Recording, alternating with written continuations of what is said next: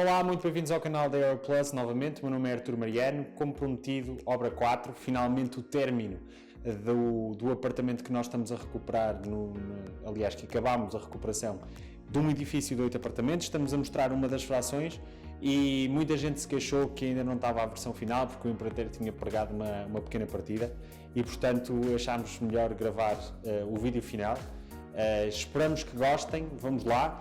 Essencialmente a fração está já completamente remodelada, temos vários pormenores para comentar e essencialmente são detalhes que eu acho muito importantes do ponto de vista do investimento imobiliário. Há certos detalhes que são mesmo muito importantes considerar quando nós remodelamos frações destinadas ao arrendamento. Neste caso estamos a falar do nicho de estudantes ao pé de uma universidade e, portanto, ainda mais concretos esses detalhes serão. Cada investidor deverá adaptar o tipo de detalhes e de complexidade de materiais, etc., que colocará na fração em função do seu nicho. Ora, vamos então começar pela casa de banho deste pequeno T1. Na altura ainda não tínhamos efetivamente tudo acabado e não tínhamos a energia então nesta fração. Neste momento já temos e, portanto, podemos ver que a casa de banho está completamente terminada. Eu falei desta questão dos azulejos serem de facto lindíssimos e são. Gostaria, Pedro, que mostrasse já agora aqui um pequeno close da perfeição, aliás, com que estes azulejos estão aplicados e que permitem esta aplicação. Temos também a parte do chuveiro, em que normalmente, como eu digo, eu costumo aplicar portas de vidro.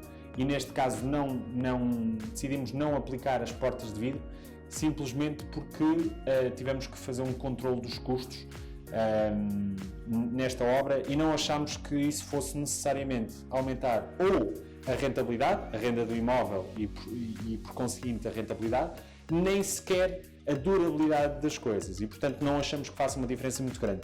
Já agora, alguém se queixou no último vídeo, nos comentários do YouTube, que a base de chuveiro ainda não estava rematada. Pedia-te, Pedro, para mostrar este tipo de remate e alguém falou que levaria silicone nas pontas e normalmente este tipo de borracha é um perfil de borracha em que tem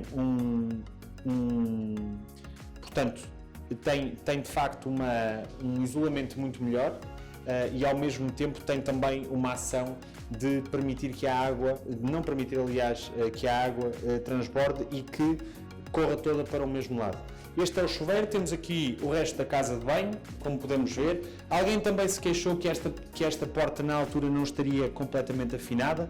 Ela foi afinada, mas é um detalhe muito importante. Falamos essencialmente de mobiliário de um grande retalhista, portanto este mobiliário não é feito à medida e este tipo de mobiliário vem com estes pequeninos, eu não diria defeitos, estes pequeninos desajustes, se quisermos, e enfim, é completamente impossível mudar. Sim, em termos de louça e mobiliário de casa de banho, eu compro sempre em grandes retalhistas, não compro gamas nem sequer médias, são normalmente as gamas mais baixas, que hoje em dia já têm uma qualidade bastante aceitável, dos grandes retalhistas, e normalmente compro este tipo de mobiliário em volume, a mesma coisa para as louças, etc. Podemos ver que, de facto, a casa de banho tem uma área bastante generosa. Vemos finalmente a questão dos focos e vemos uma coisa muito importante com que eu me deparo várias vezes como investidor imobiliário e que aconselho todos os investidores imobiliários a pensar, que é a questão da extração. Neste caso, podemos ver que eu, ao desligar a luz, a própria extração também desliga e quando ligo a luz, a extração liga. É uma extração forçada e efetivamente para que ninguém ligue só a luz e não ligue a extração, assim está tudo ligado e terá que acontecer tudo ao mesmo tempo. Vamos então ver o resto da casa. Começando, esta de facto é o wall da casa e passamos então para a cozinha, que ainda não tinha os eletrodomésticos a última vez que aqui estivemos, agora já tem. Eu vou muito brevemente comentar novamente a questão do material. A cozinha é feita em termolaminado, porque na altura o fabricante de cozinhas não conseguiria garantir em madeira maciça, e a mesma coisa para o tampo, que normalmente aplicou em pedra, mas a disponibilidade de facto era muito limitada e não nos permitiu fazer isso. Nas cozinhas, investidores imobiliários tenham atenção aos soft closes, aumentam consideravelmente a durabilidade do mobiliário. Em termos de eletrodomésticos, normalmente opto pelas gamas mais baixas, isto porque os eletrodomésticos, da minha experiência, duram em média 4 a 6 anos em frações de arrendamento com uma rotatividade considerável e, portanto, as gamas mais baixas, hoje em dia, volto a dizer, são relativamente eficientes e enfim, cumprem aquilo que é necessário e, portanto, não vale a pena optar por gamas muito altas. A mesma coisa para eletrodomésticos amovíveis, como frigoríficos, máquinas de lavar, etc. Trata-se de... É muito importante termos em mente que estamos a falar de uma fração que vai ser habitada ou por uma pessoa ou no máximo por um casal. E, portanto, o facto de vermos mobiliário pequeno, eletrodomésticos curtos que servem só aquele propósito, é porque neste nicho de mercado faz sentido. Eu não estou a dizer com isto que faça sentido no seu mercado e no seu nicho de investimento.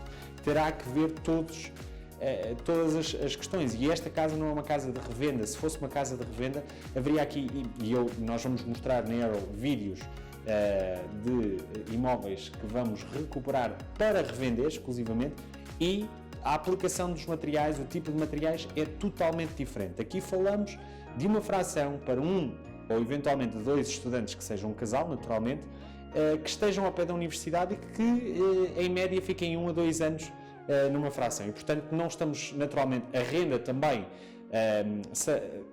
será reflexo disso, portanto não estamos a falar de uma renda altíssima, e temos que adaptar os materiais e os eletrodomésticos em função daquilo que é o nicho, daquilo que é a renda do imóvel, etc., para que no final tenhamos uma rentabilidade então apetecível, mas que também não implique trocarmos mobiliário e eletrodomésticos a toda a hora, porque isso também se vai refletir na rentabilidade. Ou seja, existe um meio termo, e ou se quisermos um sweet spot, um ponto ótimo, e é esse ponto ótimo que nós vamos ter que de facto encontrar. Ora, outro pormenor interessante é de facto a cor do flutuante. A casa ainda não está profissionalmente limpa, teve apenas uma limpeza no pós-obra, e portanto podem ver ainda alguma sujidade, mas eu penso que é o suficiente para que de facto mostra. Aliás, é esta a tendência moderna hoje em dia: flutuante claro, rodapés, portas brancas, enfim, o mais claro possível. Novamente, esta questão das janelas que eu aconselho sempre a fazer, tanto o blackout, em que tapa completamente a luz, ok? E também a questão do basculante, que permite de facto uma circulação de ar muito boa, e eu acho que é absolutamente fundamental para impedir problemas de umidade, especialmente em zonas como esta, em que existe muita umidade. Temos depois então o quarto. Eu tinha falado já em algumas coisas no quarto. Na altura ainda estávamos efetivamente na fase final, e portanto ainda nem sequer os puxadores nas portas estavam, agora já está concluída. Vemos a questão da luminosidade, que efetivamente é interessante, e portanto aqui dentro temos de facto muita luminosidade. Não tínhamos também ainda o roupeiro embutido. Mais uma vez, aconselho os investidores a essencialmente acordarem com os fabricantes de cozinhas ou os carpinteiros em geral da obra, a fazerem também armários embutidos, e também aconselho soft closes, que aqui por acaso, se abrirmos muito, não aparece, mas aqui já aparece. Portanto, neste caso, nesta obra em particular, até houve uma subcontratação, porque a empresa de carpintaria original não conseguiu fazer a obra toda até ao fim. Enfim, houve um problema na empresa e houve uma subcontratação. Este não é o tipo de armários embutidos que eu normalmente aplico. O acabamento é normalmente um pouco melhor, e as portas não têm esta saliência aqui. Pedia-te, Pedro, para mostrares aqui. Normalmente não têm esta saliência, ou seja, as portas são embutidas e estão ao mesmo nível. Trata-se de um roupeiro também com um acabamento médio-baixo. É isto que os investidores têm que balancear muito bem e que perceber muito bem se realmente no nicho em questão é necessário uma gama muito alta ou uma gama média e uma gama baixa, dependendo dos materiais, e novamente eu acho que azulejos, tintas com antifungos e tintas de interior, tintas laváveis, etc. Eu acho que há certas coisas em que não se pode cortar e essas são algumas dessas coisas. Existem outras em que de facto podemos flexibilizar e aí temos que ver, perante o nicho em que estamos, se faz sentido ou não flexibilizar. O Pedro com certeza fará depois detalhes em que mostrará aqui os focos e provavelmente um B-roll de todas estas divisões para se ter uma noção exata das dimensões, mas estamos a falar novamente de um T1 só para uma pessoa, eventualmente para um casal. Também aqui na varanda queria só mostrar muito brevemente a questão naturalmente também dos blackouts, em que de facto com a divisão desligada esconde totalmente a luz e novamente o basculante que neste momento ligámos um cabo e portanto nem sequer o conseguimos fechar sem tirar o cabo, mas temos de facto aqui o basculante também, ou vasculante, já disse das duas formas acho eu, temos também aqui na varanda para que de facto haja circulação de ar. Se há uma coisa que eu aconselho vivamente todos os investidores a fazerem é terem circulação de ar, entrada e saída, e há detalhes técnicos que terão que consultar um engenheiro para isso, constante na casa, em primeiro lugar, aumento da durabilidade do mobiliário com soft close, sem dúvida, e acabamentos que não sejam muito propícios ao risco, por exemplo, como é o termolaminado muito brilhante, muito bem, é um acabamento de facto bonito, mas é um acabamento muito bonito a 12 meses, a 24 meses e depois ele vai perdendo de facto muita como é o caso das cozinhas, etc, e vai perdendo de facto aquele wow factor, o fator wow logo no início.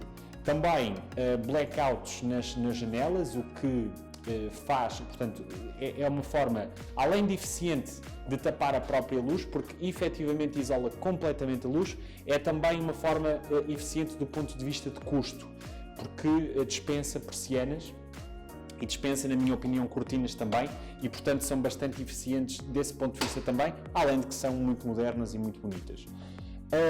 Relativamente ao flutuante, também optar sempre por AC5 e C3, portanto, um flutuante de alto desgaste. Em termos de mosaico, eu aconselho a fazer aquilo que eu faço há anos, que é negociar mosaico e azulejo de marcas de topo, gamas altas, mas negociar em volume e com isso ter de facto um preço muito apelativo. E agora a pergunta, mas eu estou no meu primeiro imóvel, devo já negociar em volume? Terá que ajustar também. Tudo aquilo que eu estou a dizer terá que ser ajustado à posição de cada investidor, não é? Eu estou numa posição em que consigo negociar imensas coisas em volume e naturalmente os preços baixam por causa disso, como em qualquer bem que se possa transacionar. A mesma coisa nos mosaicos, de facto opto por marcas boas e por mosaicos muito bons, que não riscam, etc. Mas tenho que negociar em volume para que me fique ao preço de uma gama média normal. Também muitos focos pela casa fora para que haja uma luminosidade. Alguém disse que usa um método por metro quadrado. Eu sou muito franco, neste aspecto essencialmente olho. Quando há um planeamento com um arquiteto, planeamos os dois, o número de focos, caso contrário olho e decido um pouco à Lagardère qual é que é o tamanho e o número de focos a utilizar. Até hoje nunca houve problemas de luminosidade. E pronto, outros detalhes mais relevantes incluem também a extração de ar na casa de banho para prevenir a condensação excessiva, outro detalhe super importante a olhar. Relativamente à estrutura do imóvel que está a adquirir, não tenho muito a dizer, terá que ser avaliado por um engenheiro e aconselho, mas isto é o tipo de investimento que eu faço, apenas compro imóveis em que de facto a estrutura está íntegra e está completamente correta e validada e não há necessidade de alterar essa estrutura, porque isso naturalmente carece de licenciamento e eu simplesmente como investidor imobiliário não quero estar à espera de colocar um projeto e dele ser aprovado. Dentro da casa, mais detalhes, a questão das portas, prefiro sempre que as portas sejam feitas à medida e nunca portas pré-feitas, primeiro porque sei exatamente qual é o material que lá está e em segundo lugar porque os cortes são feitos no local e nunca acontece de termos uma porta muito grande ou muito pequena para o local em que estamos. Tomadas nunca são a mais, há sempre tomadas a menos, mas a mais nunca há, tomadas elétricas naturalmente, portanto aconselho todos os investidores a colocarem o máximo de tomadas possível. E enfim, são alguns detalhes de obra, não estamos propriamente aqui a dar uma explicação absoluta sobre obras, eventualmente faremos até possivelmente um curso sobre isso, em que explicamos o material em detalhe e como poupar dinheiro nas obras, mas de uma forma genérica, e de facto já são 4 vídeos sobre isto, de uma forma genérica penso que estamos a passar muito bem a mensagem e penso que qualquer investidor terá imenso valor ao ver estes vídeos.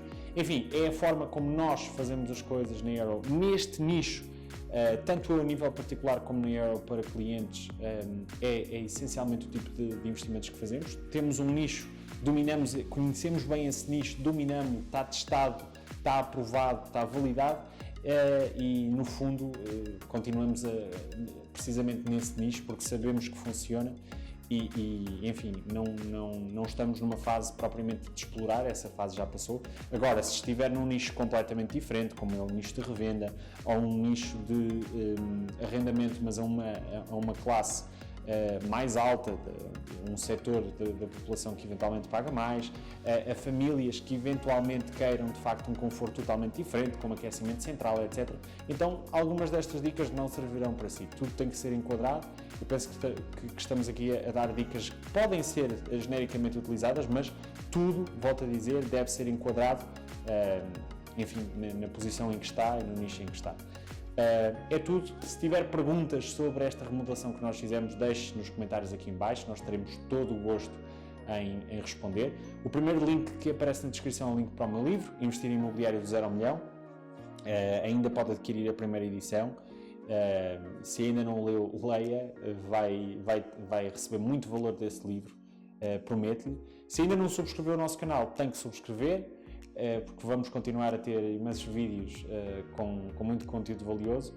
E enfim, se gostou deste vídeo, no final terá um ou dois links para vídeos anteriores sobre este mesmo imóvel, em que se pode ver um estado anterior da remodelação, e tem muito mais vídeos no nosso canal que poderá ver sobre investimento imobiliário em Portugal. Muito obrigado pela visualização. Se achou também que este vídeo é interessante, partilhe nas redes sociais, porque não? Ajude a passar a mensagem e enfim, a fazer parte deste projeto e a crescer o nosso canal de YouTube, que é uma coisa onde nós estamos de facto a investir tempo e dinheiro para de facto trazer mensagem de qualidade em Portugal, porque entendemos que existe essa lacuna. E enfim, muito obrigado pela visualização. Até ao próximo vídeo e fico bem para os negócios imobiliários.